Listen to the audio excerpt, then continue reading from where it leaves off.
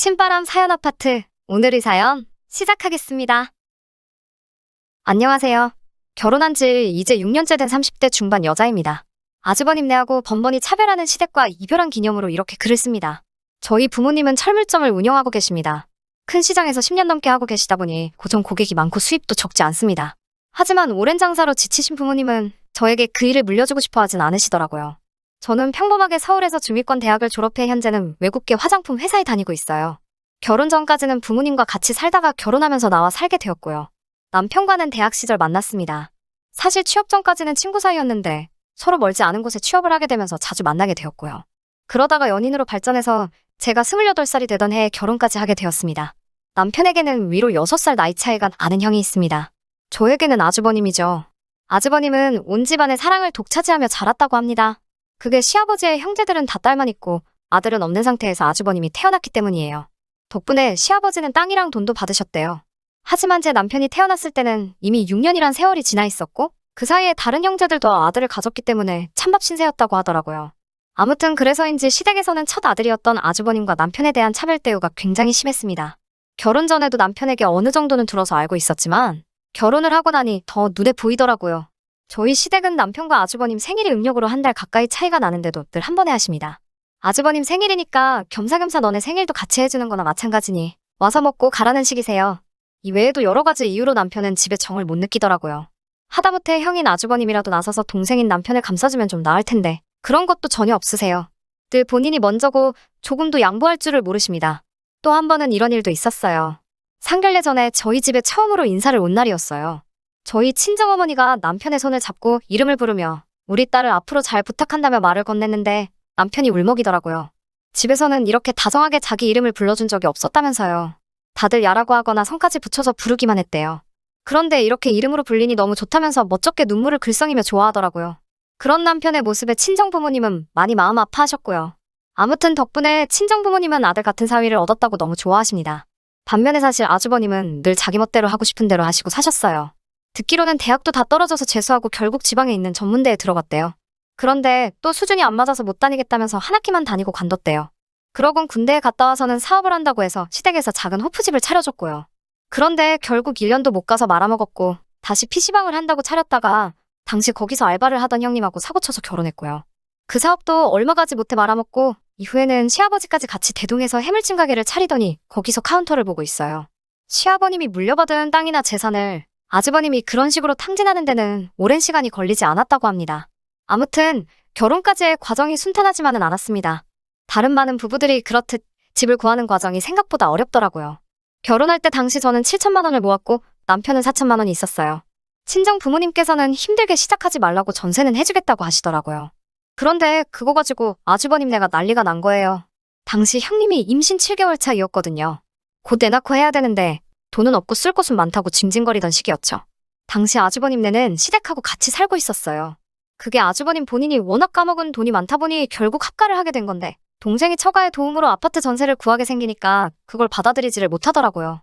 형님과 아주버님이 9살 차이라 사실 저보다 나이도 어린데 성질머리가 아주버님하고 똑같아가지고요. 저희더러 형님 부부가 이렇게 고생하며 사는데 저희가 아파트 가서 2다리 뻗고 잘 수나 있겠냐며 말도 안 되는 심술을 부리더라고요. 아무튼 저희는 친정의 도움으로 20평대의 작은 아파트를 전세로 들어갈 수 있었어요. 그런데 그 사실을 알게 된 시댁에서 하루는 저를 호출하더라고요. 사실 시댁이나 친정이나 저희 둘 직장이나 거리가 다 거기서 거기예요. 아무튼 집에 도착하니 아주버님하고 시모가 같이 저를 기다리고 있더라고요. 그러더니 저에게 하는 말이 이제 곧 애도 나오니까 애 좀 클 때까지는 집을 바꿔서 살려고 하시는 거예요. 처음에는 무슨 말인지 이해가 안 돼서 그게 무슨 뜻이냐고 여쭤봤어요. 그러자 너희는 둘이고 얘네는 이제 셋이 될 건데 그럼 당연히 식구가 많은 쪽이 더 좋은 집에 사는 게 맞지 않냐면서요. 그러면서 원래 형한테 동생이 양보도 하고 그러는 거래요. 저더러 외동이라서 그런 형제간의 우애를 잘 모르는 것 같다면서요. 무슨 말도 안 되는 소리인가 싶어서 대답도 안 하고 있었어요. 저에게서 그렇게 하겠다는 대답이 없으니 시어머니께서는 너도 이제 우리 집 식구가 되었으니 시집살이 하면서 며느리 된 도리도 배우고 서로 정도 붙여야지 않겠냐면서 그러는 동안만 아주버님네와 집을 바꿔서 사는 게 어떻겠냐고 저에게 물어보더라고요. 친정에서 저 편하게 살라고 해주시는 거니까 그렇게는 안 되겠다고 단칼에 거절을 했어요. 그러자 시모는 그러면 친정에서 집도 해줬으니 너네가 결혼 전에 모아놓은 돈은 당장 필요 없겠지 라고 하시면서 집을 바꾸지 않겠다면 그 돈이라도 빌려달래요. 그 돈으로 지금 시댁 리모델링이라도 좀 하겠다고요. 저는 그 돈도 다 쓸 데가 있어서 어렵다고 안 된다고 말씀을 드렸어요. 그러자 시모의 안색이 싹 변하면서 내가 너 욕심 많은 건 알아봤지만 매정하기까지 하다며 다시 봤다고 하시더라고요. 그거 돈 몇 푼의 사람이 이렇게 다 드러난다면서요. 나중에 들으니 아주버님네하고 형님네가 엄청나게 셈을 냈었대요. 자기들은 갑자기 애가 생겨서 제대로 준비도 못하고 돈도 없이 대충 시작했는데 저희가 하나하나 차곡차곡 해결해 나가는 게 꼴보기 싫었나 봐요. 아무튼 친정 덕분에 저희는 비록 전세지만 리모델링도 하고 가전이랑 가구도 어느 정도 그럴듯하게 구색은 맞춰서 시작할 수 있었어요. 그리고 벌써 이렇게 세월이 지났네요. 돌이켜보면 다 적을 순 없지만 이런저런 마음고생이 많았습니다. 그렇지만 늘 내 할 도리만 하자라는 생각으로 적당한 거리를 지키며 버텨왔거든요. 그런데 더는 참을 수가 없네요. 사실 이해는 안 되지만 시모는 저희가 잘 사는 걸 못마땅해 하세요. 본인 생각에는 이것저것 다 해준 큰아들이 잘 나가야 되는데 큰아들네는 영 시원찮은 거죠. 반면에 저희는 알아서 잘 사니까 그게 배알이 꼴리셨나 봐요. 솔직히 이러나 저러나 둘 다 시어머님 자식인데 왜 그러시는 건지 모르겠지만요. 게다가 형님은 틈만 나면 이것저것 참견하고 간섭하거든요. 명절날 어른들 앞에서 반말하는 건 기본이고 자기는 손 하나 까딱 안 하면서 전부 저에게 이래라 저래라 시키기까지 해요. 게다가 이제는 육아 문제까지 간섭을 하네요. 사실 결혼할 때 제가 직장 생활을 하다 보니 혹시 애 낳고 친정의 도움을 받을 일이 생길지도 몰라서 집을 멀지 않은 곳에 구했거든요. 그렇다 보니 시댁에서도 그렇게 멀지 않고요. 결혼하자마자 애를 갖게 되었고 아이가 좀 자란 후부터는 아파트 단지 내에 있는 가정 어린이집에 보내고 있어요. 그러다 제가 승진을 하면서 연봉도 좀 올랐고 욕심이 생겨서 놀이학교로 옮겼어요. 정부 지원을 받을 수가 없어 비용 부담이 있기는 하지만 영어 유치원을 보내는 것보다는 훨씬 저렴하고 무엇보다도 아이가 너무 좋아했기에 아이를 위해 투자한다 생각하고 보내기 시작했어요. 이 사실을 굳이 시댁에 얘기할 필요는 없어서 안 했고요. 그리고 얼마 전 시아버지의 생신이었어요.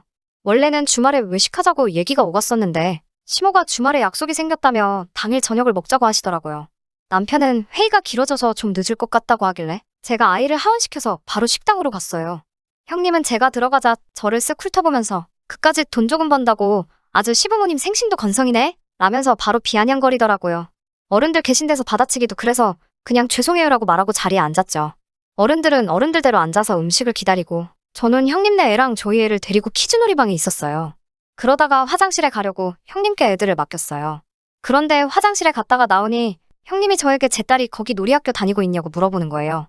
그래서 여기 놀이학교가 프로그램이 괜찮은 것 같아서 옮겼다고 했죠.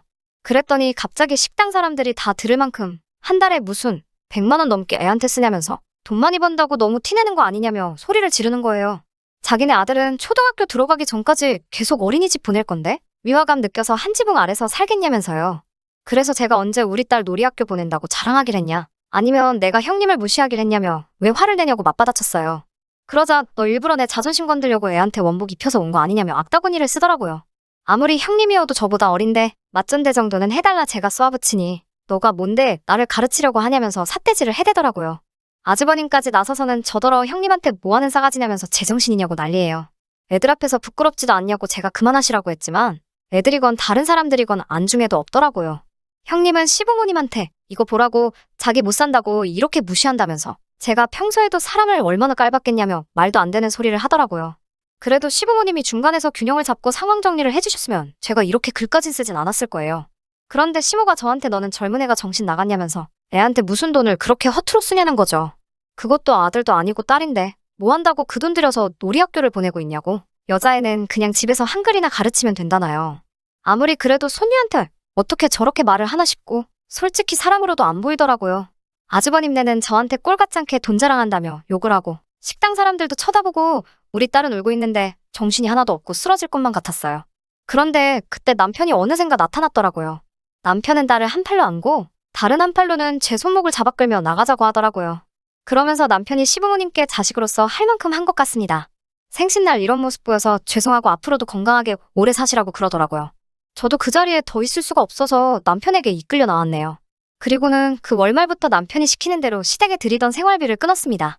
원래는 남편도 저도 연봉 협상이 잘 돼서 더 올려서 보내드리려고 했는데 아예 끊어버렸어요. 그렇게 2달을 안 보내니까 시모가 연락을 해왔습니다. 밥은 잘 먹고 지내냐면서 저희 남편 전화번호가 바뀌었냐고 물어보시더라고요. 저는 몰랐는데 남편이 시댁에서 오는 연락을 다 차단하고 있었나 봐요. 저는 그대로니까 다시 해보시라고 했고요. 그날 저녁 남편에게 그래도 자식된 도리는 해야 하지 않겠냐고 하니까 남편은 자기는 지금 이 가정에 충실하고 싶다고 하더라고요. 이 가정에서 행복을 되찾고 싶다면서요. 그리고 며칠 뒤에는 시댁 어른 중 한 분인 고모님한테 전화가 왔어요. 고모님은 남편이 얼마나 차별당하며 컸는지 직접 눈으로 보신 분 중 한 분이세요. 그러다 보니 저희 입장을 이해해 주시더라고요. 그러면서 말씀하시길 시아버님과 아주버님이 같이 하고 있는 가게는 지금 팔리지가 않아서 울며 겨자 먹기로 하고 있는 중이래요. 거기에 아주버님이 시아버님 모르게 매상을 빼돌리면서 장부를 조작하는 바람에 적자도 엄청나고요. 그런데도 첫째가 그렇게 좋은지 계속 데리고 살고 있다고 합니다. 비록 제가 직접 어떤 복수를 한 건 아니지만 그 이야기를 들으니 좀 불쌍한 동시에 고소하기도 하더라고요. 그래도 시부모님이야 사랑하는 큰아들과 큰며느리가 있으니 행복하시겠죠. 저도 더 이상 스트레스 안 받고 남편이랑 둘이 오손도손 살 거예요. 아들의 첫째만 우선시하는 시댁과 계속 인연을 갖고 살아봐야 천덕꾸러기가 되어버린 우리 딸아이한테도 좋을 게 한 개도 없다는 생각이 들어요. 이제라도 남편과 우리 가정에 충실하게 살아보려고 합니다. 끝까지 들어주셔서 감사합니다. 오늘의 사연은 여기까지입니다. 구독과 좋아요, 알람 설정 부탁드리고 더 좋은 사연으로 다시 찾아뵙겠습니다. 감사합니다.